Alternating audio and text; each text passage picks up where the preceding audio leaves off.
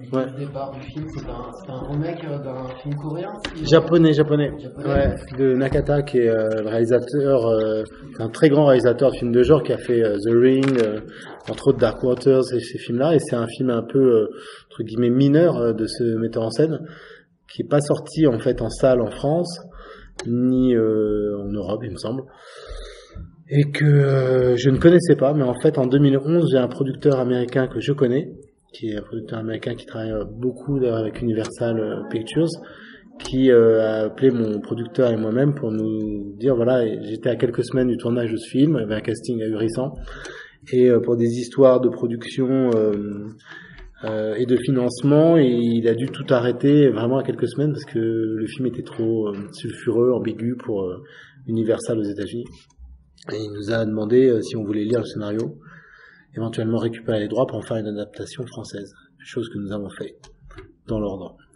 Et ça c'était en 2011, et à cette époque-là, ça me paraissait même compliqué pour moi, en tout cas, au sortir des Vents Contraires, qui est mon troisième film, de pouvoir le produire, le financer. Et j'ai gardé un peu au chaud.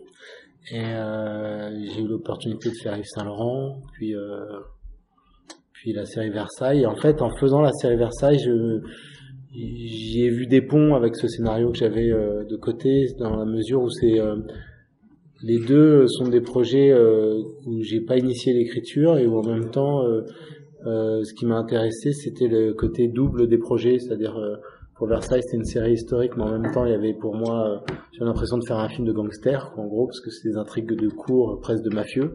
Et puis là, il y avait un film noir qui prenait tous les codes du film noir, thriller, film de manipulation, et qui déjouait complètement tous ces codes, tous aussi bien, en devenant quelque chose de plus proche des personnages, quasi mental, atmosphérique, qui me laissait moins la place, je trouve, comme metteur en scène, en tout cas, de vagabonder un peu autrement, quoi.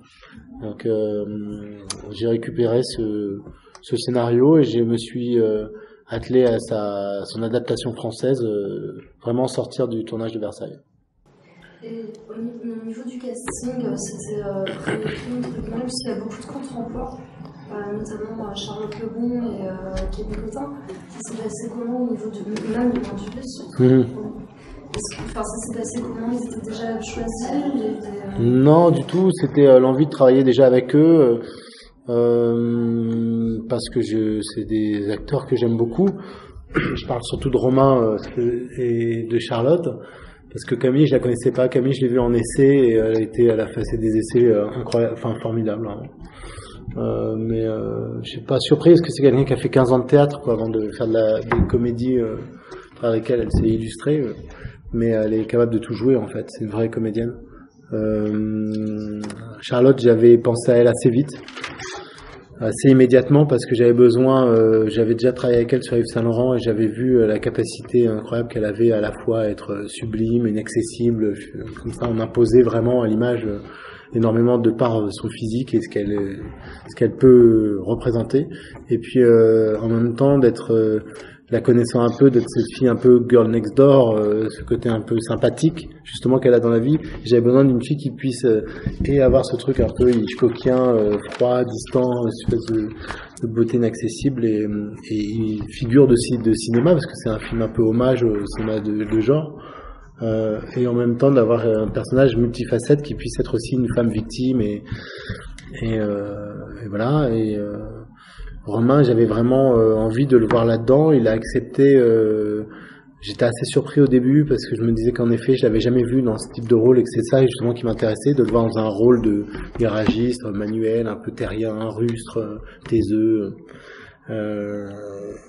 Et je crois que non seulement il avait envie de jouer dans un film de genre, de jouer un personnage qu'il n'avait pas encore joué, mais aussi probablement qu'il a été aussi touché par le renversement. Le film est sur les renversements, en fait, c'est tout un jeu de miroir et à chaque fois les situations et les personnages se renversent, et le sien va renverser justement un truc établi dès le départ, c'est-à-dire qu'on va manipuler un pauvre type, enfin qu'on considère être un pauvre type, et en fait il va se révéler beaucoup plus retors et que ce à quoi on s'attendait. Donc ça l'a touché, je pense, vraiment. Et pour ce qui est de ma participation, a été un peu dictée par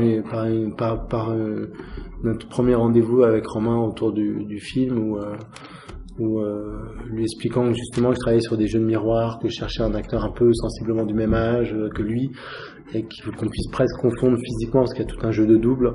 Il m'a dit bah fais-le, enfin, non pas qu'on se ressemble mais je veux dire on est de la même génération. Et c'est vrai que ça m'a donné envie parce que je m'imaginais pas du tout dans mon film. Déjà, j'avais jamais joué dans mes films, et surtout sur ce rôle-là, c'était compliqué de se projeter tout de suite. Et j'ai trouvé non seulement super d'interpréter ce rôle parce que c'est un super rôle, de me retrouver face à Romain, c'était évidemment une belle participation aussi. Et puis je trouve qu'il y a quelque chose d'assez impudique et quitte à sauter le pas et à oser enfin jouer dans ses propres films, autant y aller vraiment quoi.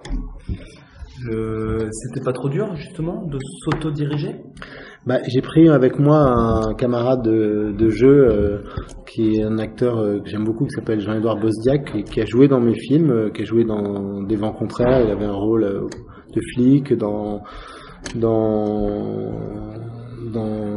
Yves Saint Laurent, il fait Bernard Buffet, et puis j'ai toujours travaillé avec lui en fait depuis le départ pour coacher des acteurs quand j'ai pas le temps de le faire en répétition en amont, parce que je dois préparer mon film.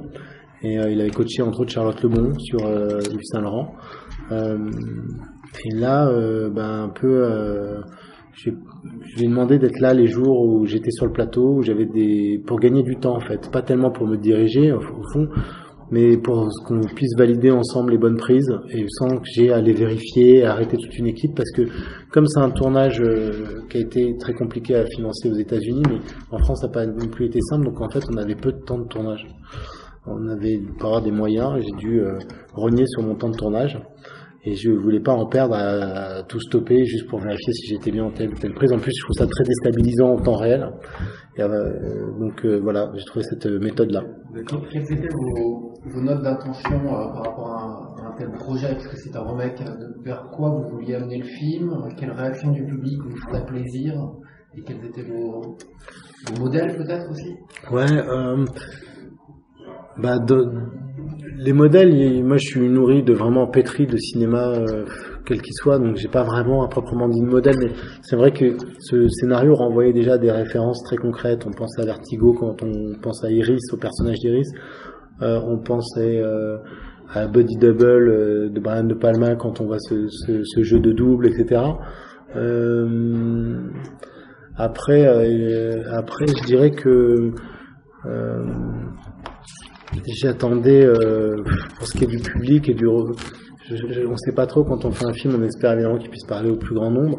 En même temps, j'ai bien conscience que c'est un film un peu particulier, un film noir, donc j'espère qu'en tout cas, en étant fidèle et en même temps un peu original dans cette typologie de film, on pourra trouver un public averti, non averti. Je trouve que voilà, c'est évidemment le souhait c'est ce que je nous souhaite. Et la première question, c'était C'était celle-là, et puis les intentions artistiques. Ah oui, les intentions artistiques. Moi, je crois que c'était d'utiliser à la fois les codes traditionnels du thriller, tout en s'autorisant, comme le scénario, à les déjouer à un moment donné et à basculer dans quelque chose d'assez sensuel et presque mental et c'était déjà pas mal comme pari, quoi. Et sur la pellicule, vous pensiez un peu à Fincher, par exemple? Fincher, ouais, on a pensé à beaucoup de choses. Pardon? Ouais. On pense aussi à Gone Girl pour le renversement. Oui, Gone Girl, évidemment. Dans les dernières années, là, c'était un film un peu majeur dans le genre film de manipulation.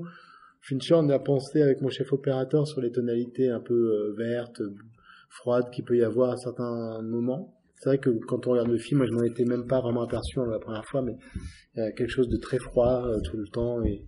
Mais en même temps, on s'est vraiment inspiré de cinéma coréen, de BD. Lui, il adore la BD, ce chef opérateur. Et du coup, de pas hésiter à être très tranché et à être tout le temps dans des ambiances à la fois froides, mais aussi basculer dans quelque chose de très chaud. Et surtout s'autoriser à pas être naturaliste. Voilà. Quand vous parlez de froid, effectivement, le garage de oui. Romain, par exemple, est très très froid. Ouais. Il n'est pas vivant du tout. Ouais. Et on sent enfin pour les gens. On sent le froid dans la. Oui, la graisse froide. Ouais, il y a quelque chose un peu comme ça, ouais, bien sûr. Et puis, on n'a pas à transformer tellement les choses. C'est plus les optiques qu'on utilise et le fait d'avoir une lumière un peu tranchée. Mais le lieu est ouvert comme ça. Il y a une espèce on était en plein hiver, on tourne vraiment en plein hiver et je vous assure que oui, il faisait un peu froid dans ce décor pour de vrai. Vous avez réussi à bien partager 50-50 entre la réalisation et le jeu? Parce que du coup, vous parlez d'une réalisation très tranchée, dans un style très particulier, puis il y a un rôle qui a dû être intense. Non, bien sûr. Donc, est-ce que vous avez, dans votre esprit, ça a été compliqué de... Pas tant que ça en fait, parce que j'ai fait une quarantaine de films en fait. Je me suis aperçu en le faisant que j'ai fait quand même une quarantaine de films. Quand je dis de films, c'est des courts-métrages, des téléfilms, des séries, du cinéma, peu importe. Le plateau, j'y suis depuis l'âge de 18 ans et en fait, j'ai toujours préconisé dans un premier temps d'apprendre mon métier de réalisateur. Donc, et j'avais en plus vraiment un vrai désir d'aller filmer les autres, etc. Mais il y avait, je crois, une certaine... je prenais ça pour de la pudeur, mais je pense que c'était de l'orgueil un peu mal placé, d'avoir peur d'être confronté à ses propres limites. Et je me suis dit, j'ai pris beaucoup de plaisir en fait à jouer dans ce film. C'était plus de travail, vraiment. J'ai terminé, j'étais épuisé. Je vais pas vous cacher que c'était fatigant, mais en même temps, il y avait, ça rajoutait il y avait une prise de risque qui était d'autant plus intéressante et un engagement de ma part, j'espère même des autres, peut-être encore plus puissant parce que tout le monde se dit bon bah l'espère il y va vraiment, donc on est tous un peu obligés de foncer avec lui. Et puis il y avait un autre truc aussi, c'est que le temps de tournage était de 7 semaines. Alors ça veut un peu rien dire quand je dis ça aux gens qui connaissent pas ce métier, mais c'est très court. C'est le temps de tournage d'un bon téléfilm, quoi, d'un gros téléfilm. Donc heureusement que j'ai un peu d'expérience, que j'ai fait de la série, etc. C'est un film qui s'est tourné très vite, en fait. Donc ça crée une espèce d'intensité, une densité de travail qui était intéressante. Vous le referiez? De rejouer de ce film-là? Non, de rejouer dans vos propres films? Si, pourquoi pas, il faut voir. En tout cas, je me suis dit que je pouvais le faire. Et avoir une vraie distance, même après, au montage, je pense pas manquer de trop de discernement parce que c'est moi. Ça m'a moins bousculé que j'imaginais. Quelques mots sur le langage, les dialogues. Oui. Il y a 2 ou 3 saillies assez crues qui sont en rupture par rapport au reste du fond du film. C'est quelque chose qui vient de vous, qui vient du film coréen? Non, je pense que ça vient de moi. 2-3 saillies. Il y a un face à face avec ma sœur. Elle le sort de ses retranchements, je dirais, en le provoquant. Et où il y avait volontairement quelque chose d'assez cru. C'est venu en répétition parce qu'on s'est aperçu que c'était un peu lisse au début, ce face à face, et qu'il n'y avait aucune raison qu'il sorte de ses gonds si elle allait pas le provoquer à quelque chose de très cru et je trouve qu'elle le fait formidablement bien. Et après les autres saillies, je vois pas trop, mais en tout cas je pense parler de cette séquence-là. Je pense qu'il fallait vraiment le déstabiliser un peu et qu'elle joue cette partie-là, la flic. On a évoqué des acteurs tout à l'heure, mais on n'a pas évoqué Adèle Benchiri. Ouais, qui est formidable.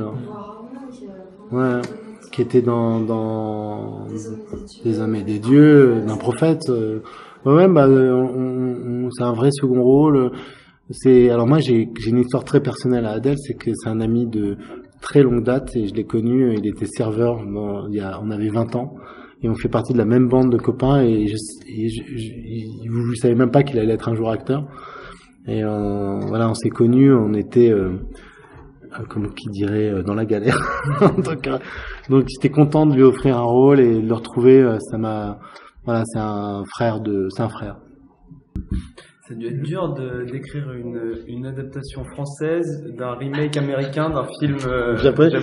Le chemin est assez bizarre. Donc la dernière fois, il y a un mec qui m'a dit peut-être qu'il va avoir une adaptation, un remake américain du film français. Et là, la boucle s'est avec des acteurs japonais. Là, on est bon. Mais c'est un parcours. Ouais, c'est assez hallucinant. Moi, j'ai lu un scénario qui se passait à New York. Et j'ai vu le film japonais à 2 semaines du tournage, une fois que j'avais vraiment préparé mon film, parce que Nakata, c'est un metteur en scène que j'admire énormément. Et j'avais vraiment peur, de la comparaison, et puis 2, d'être trop proche. Et en fait, on m'avait dit, non, t'inquiète pas, c'est très éloigné le scénario, vois-le quand même, c'est important, tu vois, mais c'est très très éloigné. Et en effet, ça a rien à voir. Le bondage, c'était un héritage japonais?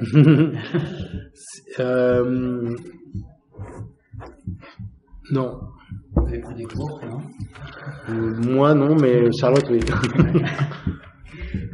Non, j'ai vraiment, je vais pas éluder la question, mais non, moi, je connais pas du tout ce milieu et je voulais, mais je savais qu'il y avait différentes façons de vivre ce type de relation et il y avait la façon, disons, cap d'ag, un peu, je sais pas, un peu ringarde, quoi, et vulgaire et les déguisements de Batman, et j'avais pas envie de ça du tout. Donc ça, j'ai vraiment cherché justement à rencontrer des gens, à lire des textes, à me renseigner sur quel était fondamentalement donc c'était parti des textes de Sade, de Rob Grillet aussi, et puis j'ai rencontré une femme qui s'appelle Béthony Vernon, qui est comment dire alors elle est anthropologue sexuelle. Et elle pratique le bondage, entre autres, et elle m'a vraiment expliqué, on en a parlé longuement, elle a écrit d'ailleurs là-dessus, etc. Et d'un seul coup, je suis entré dans un monde beaucoup plus raffiné et recherché que je l'imaginais, et où il y a aussi beaucoup d'amour et une grande complicité entre le dominé et le dominant. C'est pas du tout, enfin c'est plus un jeu de rôle que finalement quelque chose de à proprement dit sordide. Et Charlotte, en effet, assistait à une séance. C'était important. Voilà, pour elle, il fallait qu'elle se frotte à ça, son mauvais jeu de mots. Les tractations financières sont prévues pour Note du Champ de Mars. C'est un hasard ou un clin d'œil? Non, c'est un hasard total. Pensez au film de Guédiguian. Pauvre Guédiguian. Non, ça n'a rien à voir. Il est venu faire là-dedans. Il a rien demandé à personne. Il était très bien, là, Marseille. Non, j'adore Robert, mais non, autour du personnage de Dorio, j'ai essayé de construire un personnage très parisien, plus qu'un Golden Boy, un peu, que j'avais déjà vu dans quelques films, la Tour de la Défense. J'ai quand même été sur le parvis de la Tour de la Défense, voir des bureaux et tout, puis j'avais pas envie de tout ça, je me disais qu'il y avait quelque chose d'un peu plus raffiné chez ce type-là, justement. On parle d'un milieu c'est un mec un peu particulier, un peu averti, et je trouve que à Paris, il y a quelque chose à la fois de très structuré qui peut complètement aller nous rapprocher des grandes figures qu'on peut avoir à Wall Street, etc. Et en même temps, je cherchais, disons, mon Central Park à moi, quoi. Et je trouve que dans ce côté un peu jardin à la française, un peu rectiligne, un peu froid, même si on n'en voit pas grand-chose d'ailleurs du Champ de Mars, il y avait quelque chose qui collait assez bien à ce personnage de banquier. Oui, de banquier d'affaires. Oui, de propriétaire de banque, quoi. Ouais, c'est un banquier d'affaires. Ouais, c'est un banquier d'affaires. Ouais. C'est sa banque. Ouais. Oui, on a tourné d'ailleurs à Maubert Mutualité, parce que plutôt qu'un immeuble genre type La Défense moderne, Tours, etc., j'ai cherché quand même quelque chose qui ait une tenue, une structure, une rigueur, comme ça, mais qui est donc assez rapidement, j'ai regardé ce qu'il y avait comme banque à Paris. C'est vrai que toutes les banques dans le 16e qui sont dans des petits hôtels particuliers, des choses comme ça, des petits immeubles, mais je cherchais quelque chose qui est un peu plus d'épaisseur, ouais, et en fait Maubert Mutualité qui vient juste d'être fait, c'est art déco, et ça a ce côté à la fois moderne et en même temps un peu dépassé, quoi, et c'est ouais. Et puis donc j'ai fait tout un travail comme ça. Enfin, ça c'est ma petite cuisine à moi, mais elle compte dans ma direction artistique, quoi.